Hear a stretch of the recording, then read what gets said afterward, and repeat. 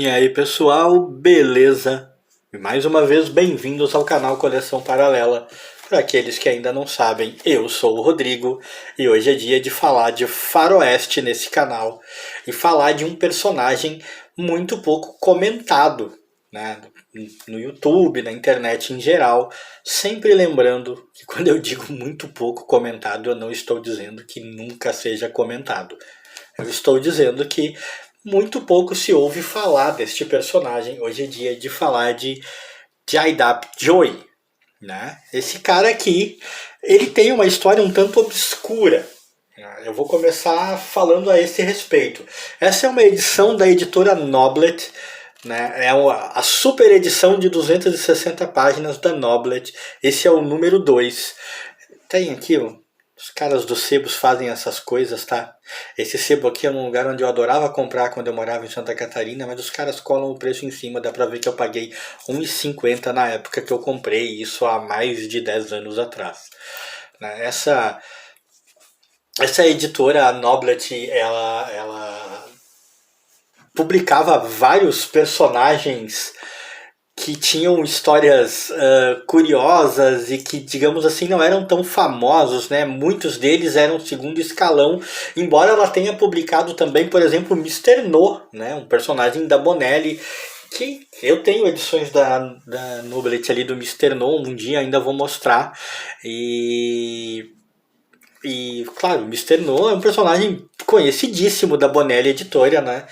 E mas ela não sustentou, entendeu? Ela não segurou por alguma razão. A Noblet acabou deixando de publicar depois de um nome. Não sei dizer para você se ela deixou de publicar quando ela mesma deixou de existir ou se simplesmente deixou antes disso, mas acabou deixando. E naquela época, os personagens da Bonelli ainda eram razoavelmente novidade aqui no país, né? Ainda eram razoavelmente novos.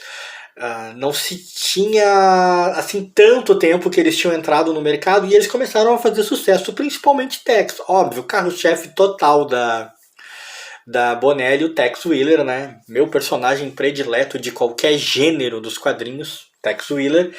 E muitas editoras aqui no Brasil e lá fora, principalmente na Europa, as editoras lá fora, principalmente na Europa, começaram a perceber que ali tinha um baita filão, né? E começaram a tentar tirar alguma coisa desse filão também. Começaram a criar personagens muito claramente baseados, ancorados nos personagens da Bonelli para tentar tirar uma casquinha desse filão do faroeste que estava dando tão certo. Até lá na Itália, por exemplo, eles têm, né, eles têm um nome para esse tipo de personagem que é escancaradamente inspirado no universo Bonelli, é alguma coisa tipo Bonellitos, uma coisa assim. E uma editora lançou o Jaidap Joy, né? Que é o que ele é, o personagem? Cara, ele é basicamente tipo um carteiro, né? Um carteiro do Velho Oeste. Ele trabalha na Pony Express, né? Aquele famoso serviço de correio de entrega dos Estados Unidos, e vive um monte de aventuras por conta desse trabalho dele, né? E alguém teve essa ideia, achou que era interessante fazer desse cara um personagem, e ele veio para o Brasil sendo publicado pela Noblet, mas é curioso, ele não veio da Itália, tá? Quem acabou cedendo os direitos, a Noblet acabou pegando o personagem para publicar de uma editora francesa. Tinha uma editora francesa, alguma coisa.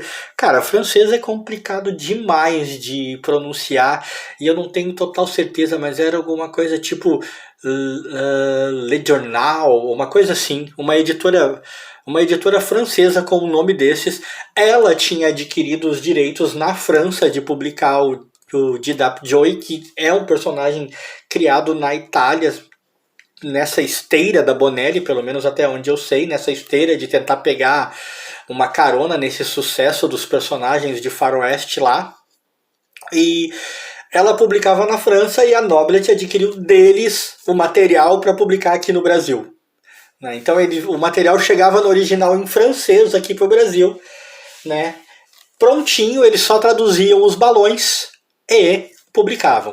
Como era a característica dessa editora, né, o miolo era sempre em papel jornal, a capa, né, numa capinha bem de um papelzinho de um pouquinho melhor qualidade ali, mas nem chega a ser papel cartão nem nada.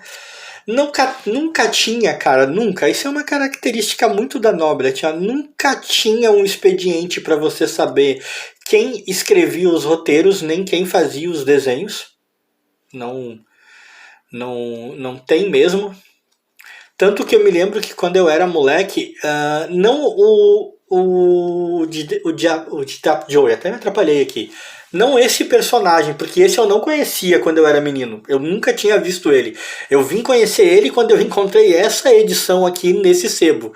Mas o Akin, que é talvez, para eu pelo menos, é o personagem mais famoso da minha memória afetiva, publicado pela Noblet. Repito, eles chegaram a publicar inclusive Mr. No, personagem bem mais conhecido, mas eu estou falando da minha memória afetiva. Na minha memória afetiva, o personagem mais conhecido, que eu mais tenho memória da Noblet publicar, era Akin. Eu tenho várias edições do Akin aí, e provavelmente daqui a um tempo eu vou mostrá-las.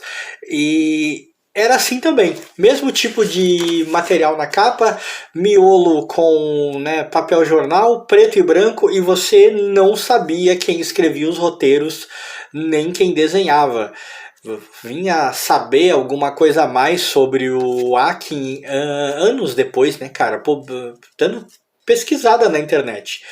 O Didap Joy, cara, eu tô me atrapalhando demais pra falar esse nome, mas o Didap Joy, ele é tão estranho, tão obscuro, que há um tempo atrás, cara, eu cheguei a dar uma procurada em material sobre ele. Eu queria pelo menos tentar descobrir quem criou o personagem, essas coisas. E, cara, eu vou ser sincero com vocês, tá? Eu desisti, eu deixei pra lá, porque as informações são muito escassas, né? As informações são escassas demais. Eu não consegui nada relevante sobre quem é o criador do personagem, sobre quem fazia os desenhos. Aqui no Brasil, até mesmo no Guia dos Quadrinhos, o material sobre ele é raríssimo. Não tem quase nada. O Guia dos Quadrinhos encontrou dificuldade até para falar de quem era o licenciador original da história. E como eu criei esse canal com o intuito de me divertir e de compartilhar com as pessoas as coisas que eu tenho na minha coleção que eu considero legais, diferentes, relevantes, eu desisti da pesquisa porque eu não quero tornar esse canal um canal que me dê outra coisa a não ser prazer, a não ser diversão, né? Muita gente não sabe, talvez a maioria das pessoas inscritas nesse canal não sabe, mas eu tenho um outro canal, ele está inativo. Eu deixei esse canal inativo para começar esse aqui do zero. É um canal com um tema totalmente diferente, é um canal onde eu falava de lendas, de histórias sobrenaturais, histórias bizarras, e aquele canal demandava muita pesquisa. Eu passava muitas horas, às vezes dias, pesquisando o material, depois roteirizando, e aquilo foi me minando de tal maneira, porque tomava tanto do meu tempo, que eu acabei deixando esse canal de lado por realmente não conseguir mais tocar o canal para frente. A demanda de trabalho na minha vida profissional é muito grande, e a demanda de tempo nas minhas folgas para gastar com aquele canal estava se tornando grande demais. E eu não quero tornar esse canal um reflexo daquele. Eu não quero que esse canal se torne um canal em que eu passe muito tempo pesquisando sobre coisas que deveriam ser apenas divertidas. Então eu dei realmente uma olhada há um tempo atrás, quando eu pensei em fazer esse vídeo, comecei a perceber que a busca pelo material ia ser trabalhosa. Como eu disse, até o Guia dos Quadrinhos tem pouca informação, e o Guia dos Quadrinhos é uma fonte muito boa, né, cara, para se encontrar material. Aí eu poderia ter tentado o Wikipedia, podia ter tentado outras coisas, mas eu digo, quer saber? Eu só quero mostrar que eu tenho uma edição do Didap Joy, e falar sobre esse personagem, né, curioso, né, um carteiro herói, né? E as aventuras dele, cara, eram normalmente histórias mais curtas. Os roteiros não eram ruins, não eram realmente roteiros ruins, mas não tinham nada de especial. Ele vivia suas aventuras dentro dos moldes do faroeste, enfrentando bandidos inescrupulosos, encontrando índios, caçadores, xerifes que eram na verdade malfeitores.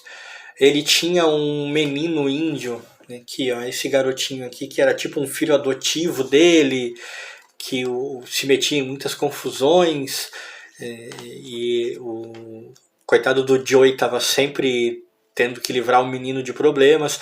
A arte é uma boa arte, tá? É uma arte que até difere um pouco da arte do Akin, porque o Akin tinha uma coisa de ser uma arte muito simples, né? As histórias eram legais, eu gosto das histórias do Akin, hein? As histórias eram legais, cheias de aventuras fantásticas, mas a arte era muito, muito simples. E o Joy não, ele já tem uma pegada de uma arte um pouco mais complexa, um pouco mais desenvolvida. Talvez porque o próprio Faroeste em si peça isso, né?